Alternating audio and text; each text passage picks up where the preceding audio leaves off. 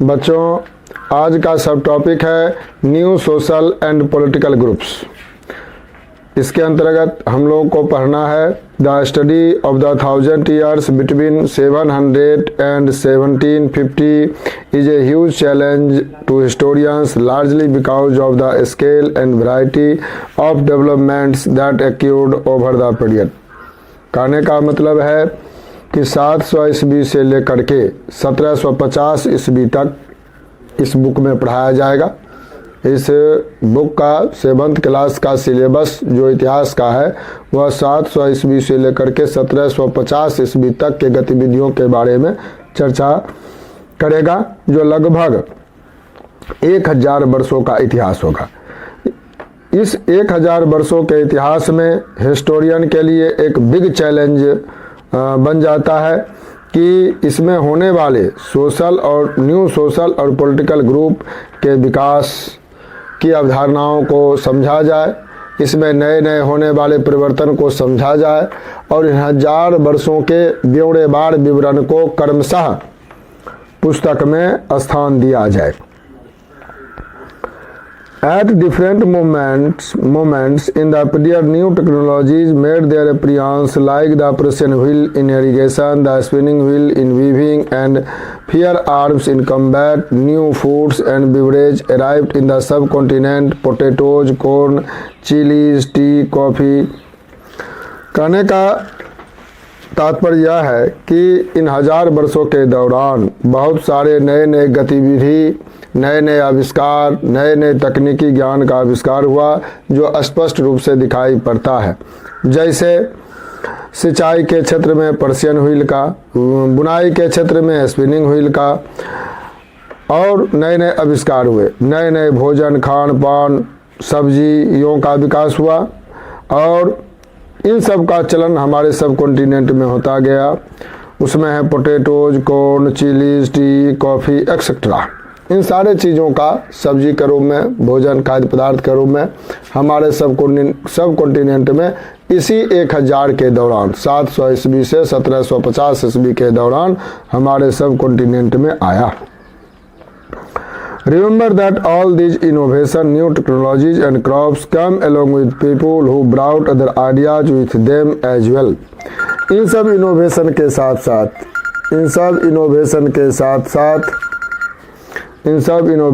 साथ साथ नए टेक्नोलॉजीज, नए फसल, नई विचारधाराओं का भी आगमन हुआ।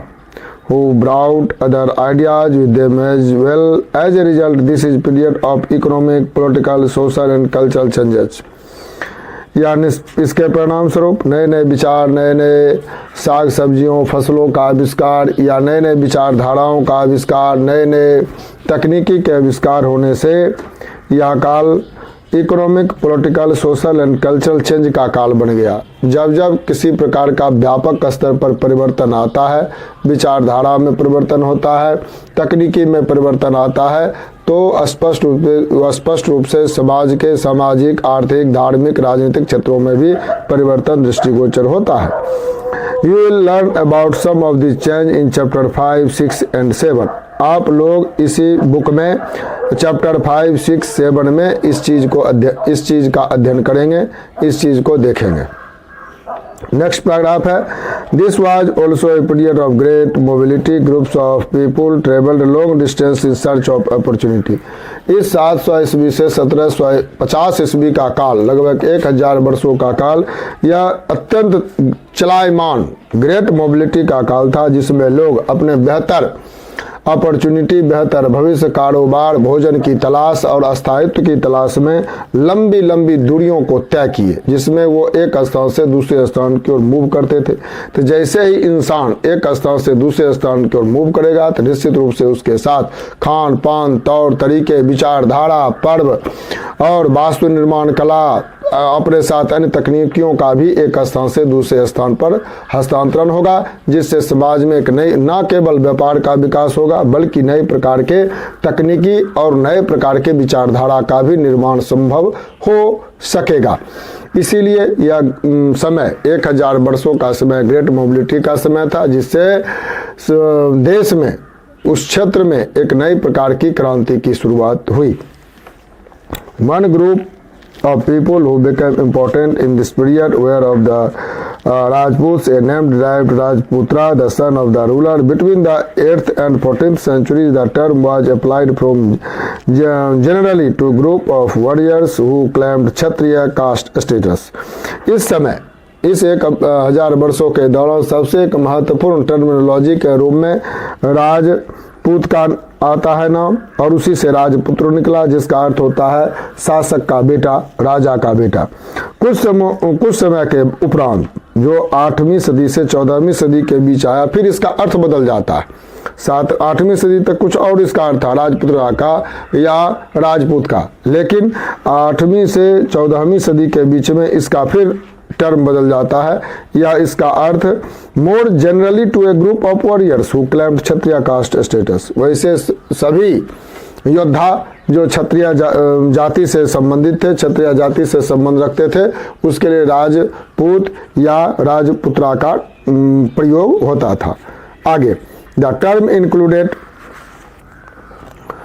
not just rulers and chieftains but also soldiers and commanders who served in the armies of different monarchs all over the subcontinent। इस उपद्वीप में जितने भी सामंत थे, जितने भी महत्वपूर्ण योद्धा थे, सभी के लिए इस राजपुत्र का प्रयोग होता था। Chivalric code of conduct, extreme valor and great sense of loyalty were the loyalties attributed to Rajputs by their poets and bards. Other groups of people such as the Marathas, Sikhs, Jats, Ahom and caste, a caste of scribes and secretaries, also used the opportunities of the age of become politically important। इसके साथ साथ इस शताब्दी में 700 ईस्वी से 1750 ईस्वी के दौरान मराठा, जाट, सिख, अहोम और कायस्थ जाति के लोग भी बहुत ही राजनीतिक रूप से महत्वपूर्ण बन गए। आगे बढ़ाते हुए, throughout this period there was a gradual clearing of forest and extension of agriculture.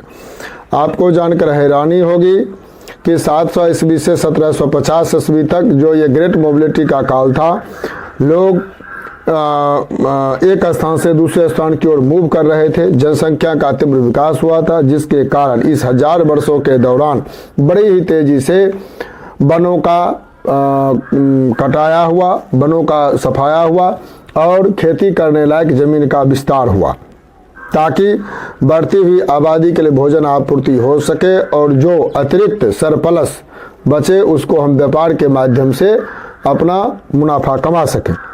A change faster and more complete in some areas than in others.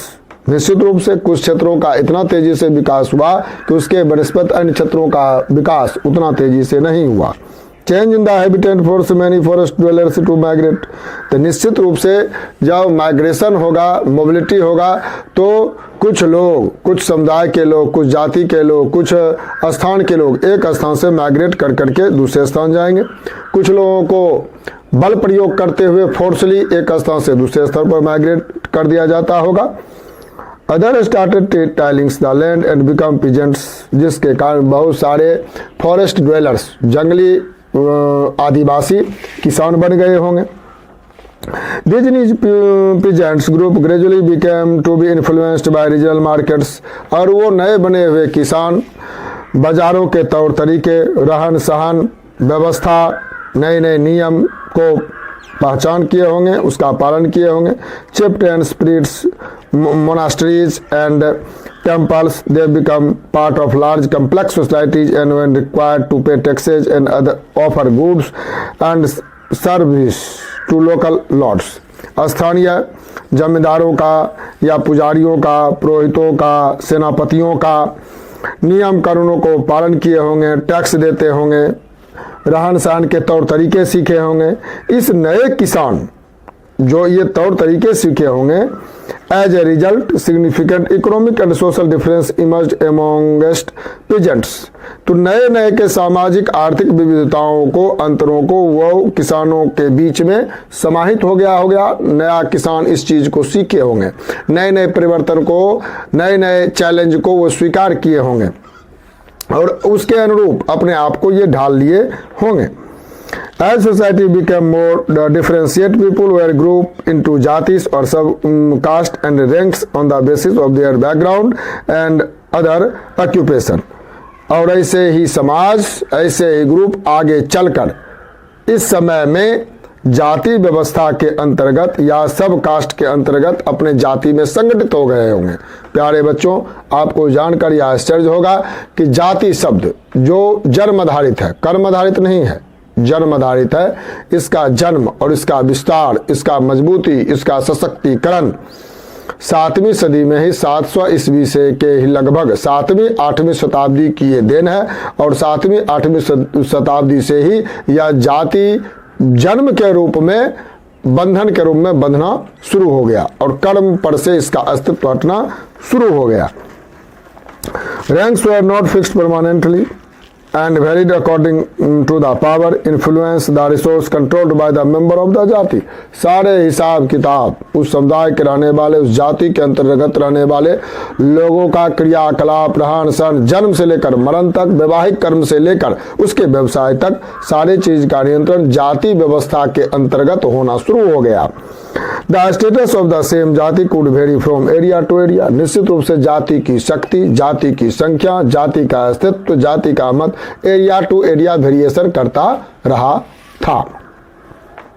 जाति frame their rules and regulations to manage their conduct of the member. जाति अपने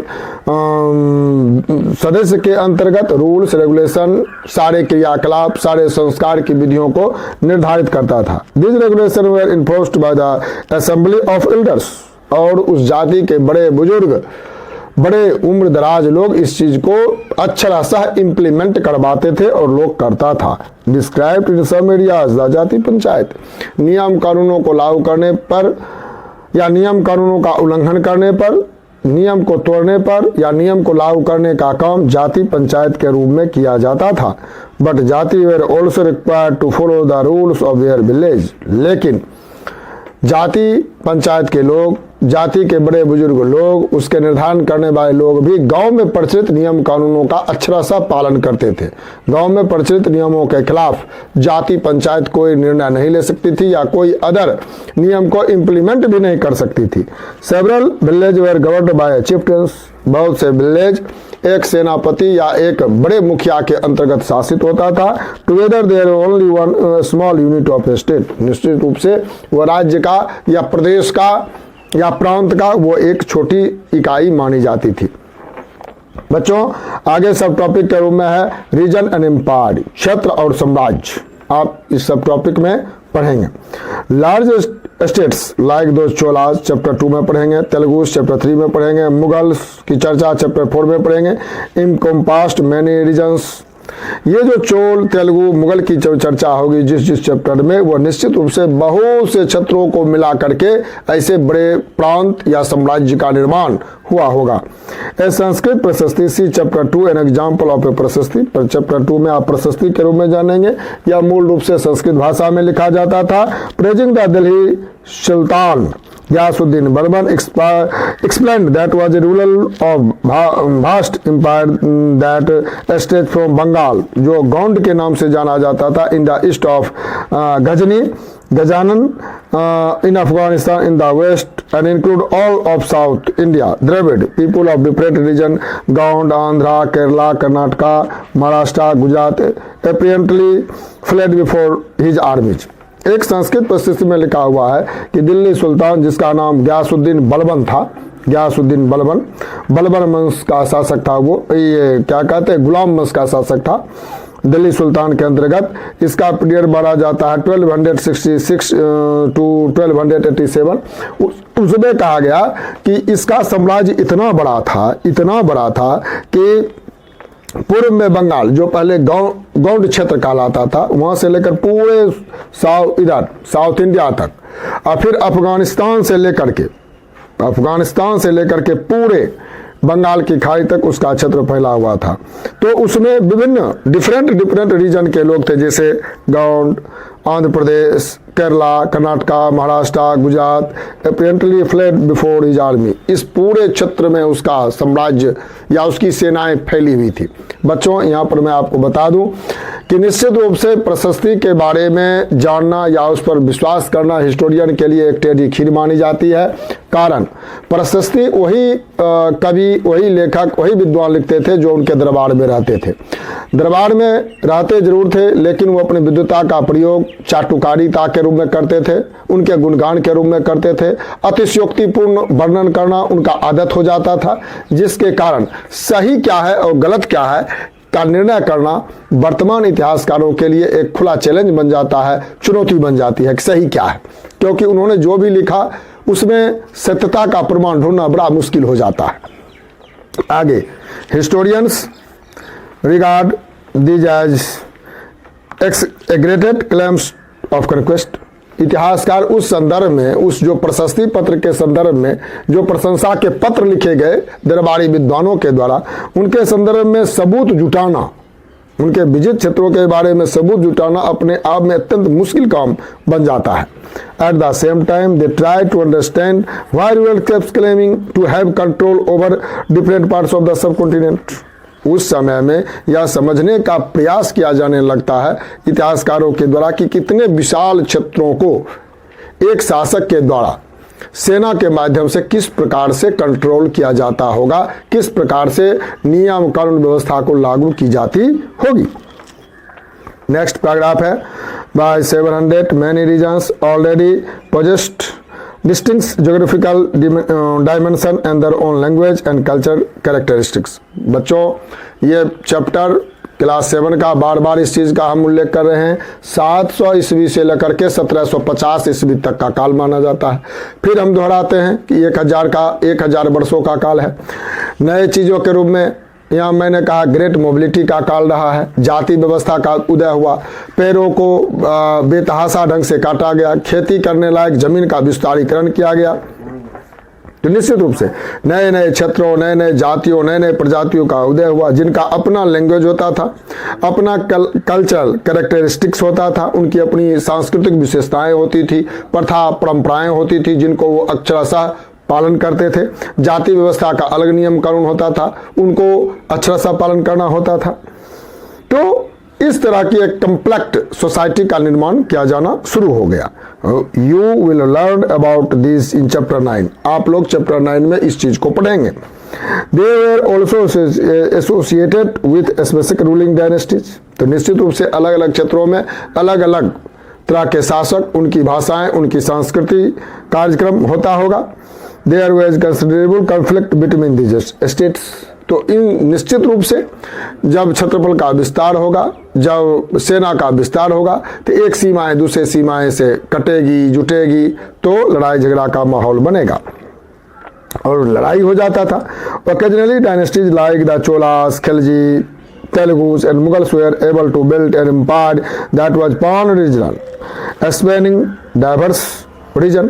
इस 1000 वर्षों के शासन काल में 4 ऐसे शासक थे, चोल, खिलजी, तेलुगु और मुगल, जो छोटे छोटे क्षत्रिय शासकों को मिलाकर, क्षत्रिय क्षत्रपों को मिलाकर के एक विशाल साम्राज्य की स्थापना करने का सार्थक प्रयास किया था।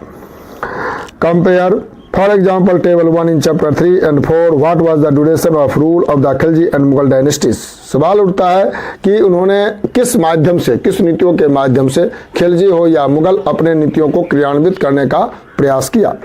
When the Mughal Empire declined in the 18th century। बच्चों, एक ऑब्जेक्टिव प्रश्न के रूप में आपको याद रखना है कि औरंगजेब की मृत्यु के बाद, मुगल सम्राट औरंगजेब की मृत्यु के बाद मुगल साम्राज्य का पतन होना शुरू हो गया और यह काल 18वीं शताब्दी का ही था। It led to reemergence of regional states but year of imperial pan regional rule had altered the character of regions. जैसे ही मुगल साम्राज्य का विघटन होना शुरू हुआ तो मुगल साम्राज्य की शक्तियों का बिखराव हुआ और क्षत्रिय शासकों का, क्षत्रपों का उदय होना शुरू हो गया। Across most of the subcontinent of the regions were left the legacies of the big and small states there ruled over them। और छोटे छोटे राज्यों का, प्रदेशों का, प्रांतों का उदय होना शुरू हो गया, जिनकी अपनी खास भाषा के आधार पर या सांस्कृतिक विशेषताओं के आधार पर अलग अलग महत्व होता था। This was apparent in the emergence of many distinct and shared traditions in the realm of governance, the management of the country, elite cultures and language through the 1,000 years between 700 to 1750. The character of the different region did not grow in isolation. ध्यान रहे, इन 1000 वर्षों के दौरान जो प्रदेशों का, प्रांतों का विकास हुआ वो अपने कल्चरल डिफ्रेंसिएशन का या लैंग्वेज के आधार पर या अन्य चीज़ों के आधार पर अलग नहीं रखते हुए अपनी सत्ता का विस्तारीकरण करने का प्रयास किया। और इस दौरान छोटे छोटे प्रांतों का उदय हुआ, बड़े शासकों के द्वारा उनको विलय करके एक बड़े साम्राज्य का भी निर्माण सार्थक हुआ। फिर जब कुशल और मजबूत शासक का मृत्यु हो जाती थी तो उसके उपरांत फिर क्षत्रिय शक्ति और क्षत्रपों का प्रभाव बढ़ जाता था। यही क्रमशः 700 ईस्वी से 1750 ईस्वी तक का काल क्रमशः उत्थान और पतन का काल रहा और ये चलता रहा। इसी के बारे में हम लोग इस बुक में पढ़ेंगे। धन्यवाद। यहाँ तक हो गया।